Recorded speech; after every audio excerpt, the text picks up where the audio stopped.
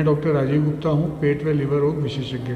आज एक जो सबसे कॉमन बीमारी है आम आदमी को, वो है गैस एसिडिटी की। उसको टेक्निकल लैंग्वेज में बोलेंगे हम एसिड पेप्टिक डिजीज़। इस एसिड पेप्टिक डिजीज़ में रिफ्लक्स इसोफेजाइटिस है, गैस्ट्रिक अल्सर है, ड्यूडेनल अल्सर है, इरोसिव गैस्ट्राइटिस है, ये सब चीज़ें शामिल हैं।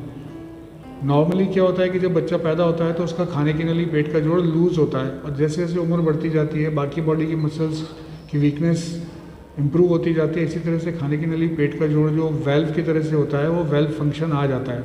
लेकिन 10 से 15% लोगों में ये वेल्व फंक्शन नॉर्मल नहीं आ पाता है। उसकी वजह से जो भी वो खाना खाते हैं वो थोड़ा सा रिफ्लक्सों के ऊपर को आता है, जिससे उनको गैस एसिडिटी की प्रॉब्लम बनी रहती है। अगेन इसका एक बहुत बड़ा कारण है अनियमित दिनचर्या। जैसे उसमें अगर पेशेंट एक बार में बहुत ज़्यादा खाना खा ले, या देर रात खाना खाए और खाना खा के तुरंत सो जाए, या लंबे समय तक खाली पेट रहे, कच्चा प्याज, नींबू, मूली, टमाटर, खट्टे फल ज़्यादा कंज्यूम करे, तो ये समस्या बढ़ जाती है। ज़्यादा चाय, कॉफ़ी, कोल्ड ड्रिंक, ये सब भी इस समस्या को बढ़ाते हैं, क्योंकि ये खाने की नली, पेट के जोड़ को और ज़्यादा ढीला करते हैं, जिससे रिफ्लक्स बढ़ जाता है। कई बार रिफ्लक्स बढ़ने की वजह से किसी किसी को सीवियर केसेस में अस्थमा भी हो जाता है, उल्टियाँ भी होती रहती हैं, यहाँ तक कि दांत भी गल जाते हैं। ऐसे मरीज 2-2, 3-3 उनको रात को सोने में बड़ी प्रॉब्लम होती है, क्योंकि जैसे ही लेटते हैं तो रिफ्लक्स बढ़ जाता है और उनको बार बार नींद से उठ के बैठना पड़ता है।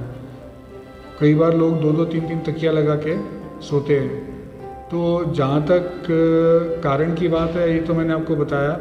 अब रही इसकी जांच और इलाज की बात। इसकी जांच के लिए सबसे आसान तरीका है एंडोस्कोपी करना। एंडोस्कोपी से पता चल जाता है कि डिग्री ऑफ रिफ्लक्स वगैरह कितना है। अगर बहुत ज़्यादा है तो उसके हिसाब से सर्जरी की भी कभी कभी ज़रूरत पड़ती है। बाकी तो इसमें लाइफस्टाइल मॉडिफिकेशन सबसे इम्पॉर्टेंट है।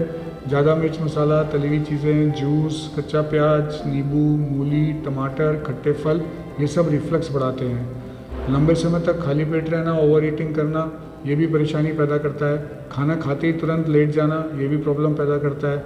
जिन लोगों को ये समस्या, उनको संयमित और लिमिटेड फूड लेना चाहिए। एक बार में कम लें, एक बार में ज़्यादा ना लें, थोड़ा थोड़ा करके बार बार ले लें। स्मॉल फ्रिक्वेंट मील सबसे इम्पॉर्टेंट है।